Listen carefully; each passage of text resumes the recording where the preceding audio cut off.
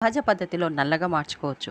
ఒకప్పుడు వయసు మీద పడితే గానీ తెల్ల జుట్టు వస్తూ ఉండేది. ఇప్పుడు మన 10 సంవత్సరాలు దాటగానే లేదు పిల్లలకి తెల్ల జుట్టు ఎక్కువగా ఉంటుంది.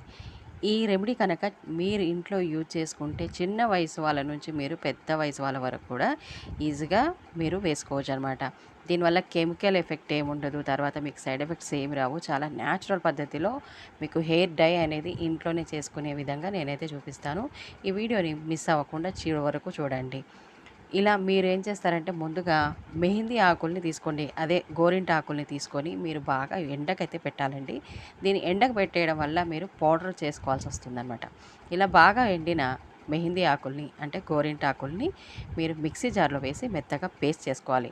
మనకు మార్కెట్‌లో కూడా హెన్నా పౌడర్‌లు అవైలబుల్‌గా దొరుకుతున్నాయి. కాకపోతే కొన్నిట్లో కెమికల్ ఉంటుంది. కొంతమందికి పడుతుంది. కొంతమందికి పడదు. నాకు ఒక సిస్టర్ చెప్పింది ఏంటంటే, నేను హెన్నా పౌడర్